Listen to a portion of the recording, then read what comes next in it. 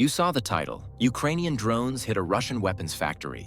But the twist isn't radar or GPS, it's sound. When GPS went dark and radios died, Russia switched on PENICELLIN, an 8-microphone array sampling 16,000 times a second that heard a 7,400 RPM engine core through the noise. How do you hide from a system that turns the air itself into a sensor? Stay with me. We'll unpack the 5-second window between a decoy's death and a Mach 2.5 missile salvo, and why electronic silence wasn't silence at all.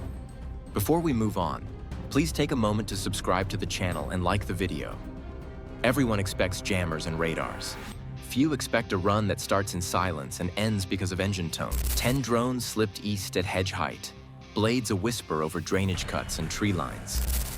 The route was not a straight line. It bent with riverbeds, skimmed along railway embankments, then tucked behind low ridgelines that punched holes in radar sight. Each leg had a clock. They crossed known coverage gaps at the minute, not the hour, using strict EMCON. No radios, no pings, only preloaded waypoints and ground speed held by throttle, not by chatter.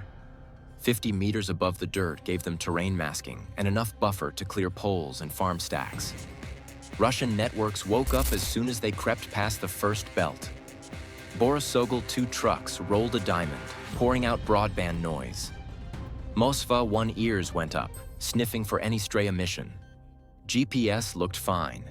12 satellites in view. Then it snapped to nothing, locks dropping in a heartbeat. The sky filled with interference like a fog. The map on board went from certain to blank, but the plan had accounted for that. They stayed low and stayed quiet. Engine tricks kept them thin on radar. Cut to idle and they became ghosts, the return smearing with ground clutter. Short throttle bursts matched to micro-terrain fooled range rate, making the system think a hill, not a drone, caused the change. When GPS died, the INS carried the load. Gyros and accelerometers kept heading, and speed from the last good fix, pushing the math forward while the world tried to blind them. Borisogl 2 hit hard at about 8 kilometers. 100 watts of broadband pain swamped the L1C/A band. Against the whisper from medium Earth orbit, that was a hammer on a glass. Receivers heard noise floors rise, correlation peaks flatten, and code locks fall off. With corrections gone, the autopilot switched to inertial only, aware that drift was ticking up with every kilometer. The longer they stayed blind, the more the error stacked. The group had a leader built to be loud. It climbed a few meters, cleaned its signature, and let itself shine on scope. That small lift made it look bigger, faster, and closer than it was. Missiles needed a target to bite, and the leader offered one. Behind it, the other 9 held course on INS and waypoints, resisting the urge to chase any false fix.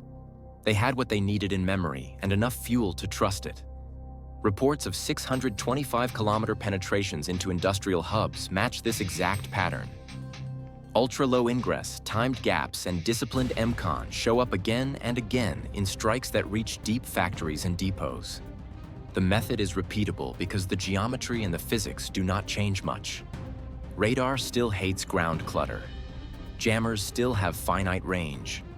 A small airframe hugging dirt still steals meters from detection range every second it stays low. The first wave did not break them. It bent them. With radios dark and spoofing fields bending truth, their navigation drift grew. A degree off here became tens of meters off there. Throttle blips meant to hide made the INS see tiny spikes it had to smooth out, and that cost time. They rode the math and the nerves, checking terrain cues against stored profiles in their simple maps and trusting the plan's timing. So how did they get through the thickest belt without talking? They stacked the details. Timing on legs that threaded holes. Altitude so low the ground drowned their return. Engine idle ghosting and short bursts that confused range rate. One drone volunteering to be the lightning rod so the rest could cross the wire.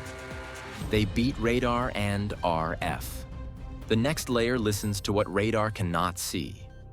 What happens when electronic silence still screams at 7,400 RPM? They clear the radar belt and hit the Penza-Bryansk corridors, and the ground starts listening. PENICELLIN wakes up. 8 microphones, clocking 16,000 samples a second, build bearings out of raw sound. It does not care about radio silence. It stacks time differences between sensors, adjusts for wind shear and traffic rumble, and triangulates a moving tone buried under ground clutter. Across a few kilometers, those small delays become lines that cross on one spot in the sky. Then the sky lies. Pole 21 begins feeding false GPS vectors. The spoofed data arrives stronger and cleaner than the satellites, so the receivers believe it. One drone banks 90 degrees and climbs hard, chasing a phantom altitude call. Another rolls, then levels, fighting a tug of war with its inertial unit. INS holds the last honest track. GPS insists they're off course. The crews, or the onboard logic, stick to plan because they know a pivot here means flying into a trap they cannot see. PENICELLIN keeps sorting the noise. Propeller aircraft push a pattern. A core RPM, a blade pass beat, and harmonic stacks that rise and fall with throttle. Even with gusts and echoes, the array hunts for matches. It subtracts traffic hum, filters low-frequency ground roll, and locks onto that 7,400 RPM core. The harmonics create a fingerprint that survives wind, rain, hiss, even the churn from nearby roads. Radios can stay dark. The engine cannot. A decoy takes the first hit. It was meant to die loudly, and it does, blooming hot and bright for a moment. 5 seconds later, a MOSA unit cues launch. 9 M38 seconds sprint to Mach 2.5 in a few heartbeats, flying a fused solution instead of a clean radar track. The acoustic bearings feed a predicted position.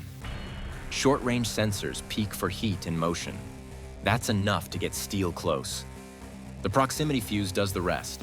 You don't need a perfect lock if the math is good. Sound gives the rhythm, heat gives the shape, and a quick peek from a short-range sensor confirms the last few hundred meters. At 50 meters up, clutter is brutal, but a proximity burst throws fragments across the volume where the target should be in the next half second. That window is narrow, yet with a stable tone and consistent speed, the prediction holds. Speed, height, and throttle shifts do change the audio and IR picture. Throttle down and the core frequency drops. Climb and the load bumps it back up. The exhaust cools a little with idle, flares with a burst. But once the array has the fingerprint, those changes sit inside expected bands. The system updates the model in near real time and keeps the solution intact. The drone tries to blur its trail. The filter treats the blur as confirmation. The salvo starts to bite. One drone snaps apart, then another. Throttle blips meant to break a track instead timestamp the cadence. Pole 21 keeps shoving the GPS fix around every few seconds, forcing the autopilots to reconcile nonsense with inertia. The evasive math grows heavier while the intercept math stays simple. Keep the beat, lead the target, fire inside the 5-second window. So how did the leaders help? By standing tall and bright, they ate the first missiles and bought seconds. Those seconds let the core slip past the first cue and force PENICELLIN to hunt again. But the hunt never stopped. The air itself had become a sensor, giving Russia a fresh aim when radios and radars lost theirs. With gaps in the formation, the survivors hold the final vector to the factory, engines low, running through a battle space that now hears every turn. Radar can be fooled, and GPS can be poisoned. The field has shifted. Acoustic and thermal layers now turn the air and ground into sensors that hear prop noise, read RPM patterns, and track exhaust heat through clutter. That is the fight the survivors face next. Beating physics, not just electronics. If you follow the sensor war, watch how Ukraine masks sound with prop changes, RPM management, mufflers, and expendable decoys, and how Russia lays acoustic grids mile by mile. Subscribe to track the next adaptation as both sides iterate. Electronic silence was not silence. The environment listened, and it answered with fire.